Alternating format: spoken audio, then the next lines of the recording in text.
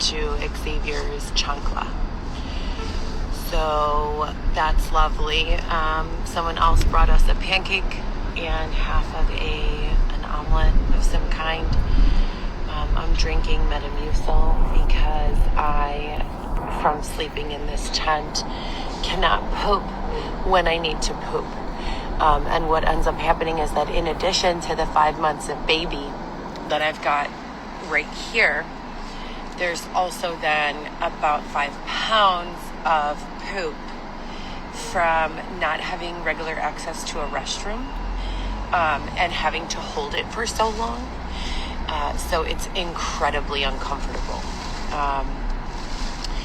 Xavier and I could not get inside and lay down until almost 2:30 in the morning or 2 in the morning.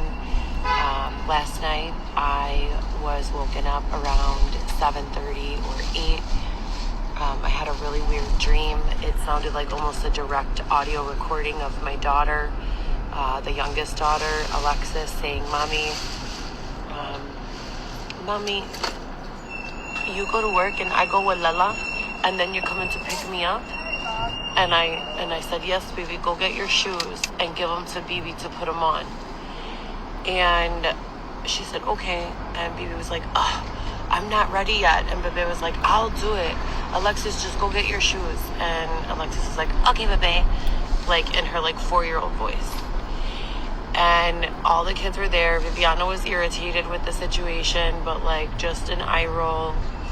Louis was like also like, whatever, I'll just do it.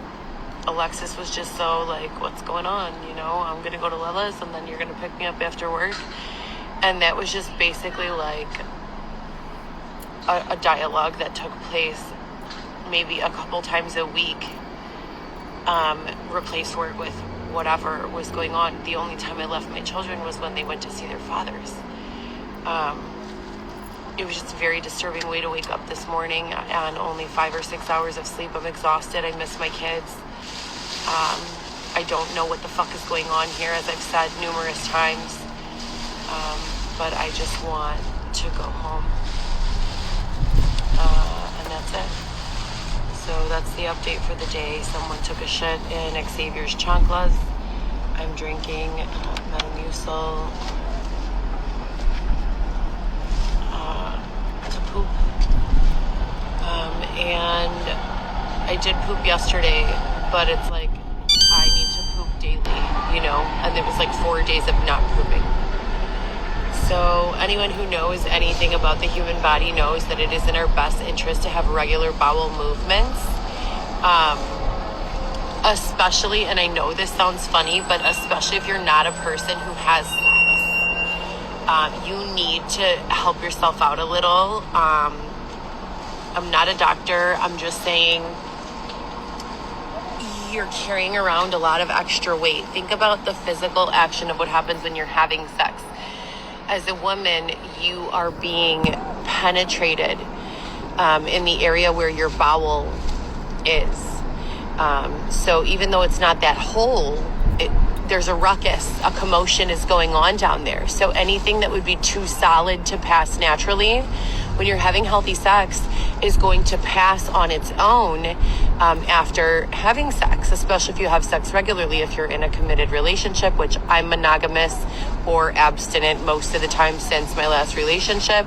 Xavier and I don't have sex with anyone else. But you can definitely tell when a woman has not had sex for a long time. She's so full of shit that her like abdomen is hard and then puffy. So you have the bloating on top of like the hardness. It's it's a terrible problem to have. It's not funny. It's not comfortable. Regular bowel movements are 100% necessary for life. Please. I need other things more than, or in equal amounts as regular bowel movements. As equally as important as it is to have regular access to an indoor toilet for bowel movements, it would be equally as important to not have urgency in my bowel when you finally decide to let me poop. So if you know I'm sleeping in a tent with no access or limited access to indoor plumbing overnight, especially, causing urgency in a bowel movement would force a desperate situation, probably a messy situation. I'm not alone here, right? So let's try to be respectful in what the fuck you losers are doing to people. I mean, have a little respect. My God, you want to talk about degrading and dehumanizing? Those are two very good examples of ways that you probably don't even realize you're degrading and dehumanizing everyone around you by making them sleep outdoors. It is not acceptable. So I don't know what the fuck we need to do about this, but we have to do something. This is so fucked up. So shout out to the lady with the pancake. Thank you so much. It was delicious. For real, thank you. If you want to bring one more, no, but for real though. If you guys are going broke like I was, I know you are, you have to get a thing of protein and just try making pancake stretch as long as possible and adding a half a scoop of fiber and a full scoop of protein and replacing one of your days of meals or one of your meals of the day with that. That helped me spread my meals a really long time when I was in the end stages before I completely started running out of money. And my communication with my sponsors was all cut off. So it's like what I've come to terms and conclusions with is that a bunch of influencers who do have sponsorship, the money gets sent as normal, but those influencers have been targeted and essentially kidnapped. Technologically, they are not able to reach their friends and family members or people who could help them. Law enforcement is typically boxed out. And it's typically better for law enforcement to take a more passive approach at resolving these issues in the sense that they'll hear everything that's going on if they're quiet enough to listen for just a few days. They'll easily be able to find out where the money is going, where it's supposed to be going. Some cases that have not been discovered for longer, like this has been going on for years for some influencers and they still haven't been discovered. Their parents think they're okay. They think they're traveling. They still make their travel videos, but they're being oppressed in a lot of circumstances like this, intense or even worse. And the money that's being sent to them as sponsorship opportunities, much like my own situation, is being intercepted by nefarious third parties. For me, I've never been sponsored for hundreds of thousands of dollars, right? My sponsors have been smaller, thousands of dollars, donations, clothes, things of that nature. But what happens is when these nefarious people around in the area find out that you're being sponsored in any way, even if it's just for a meal, they go after the person donating. And then they start telling that person, look, you're going to give me that money. Or they do it really low key and just intercept. If it's like a bank transfer or maybe like a donation. In my experience, Cash App has been the only app that I've not gotten fucked over with. No one has ever stolen $1 out of my Cash App, ever. I can't say the same about my bank account, and I definitely can't say the same about my bank account. I bank with PNC. I'll keep the money in one account and then cash it out to PNC literally right before I'm about to use the debit card.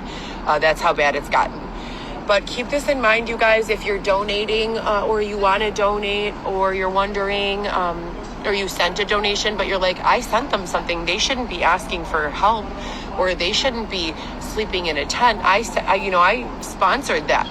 Something is going on, something deeper, and law enforcement has to stay out but in. You know what I mean? So, all right, you guys, have a good day. Please, I want to go see my children, please. And I'm hungry to not have to beg for food.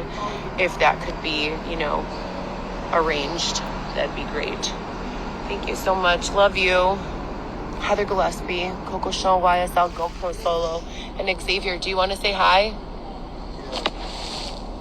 Shout out to Al Fanning. Shout out to Al Fanning.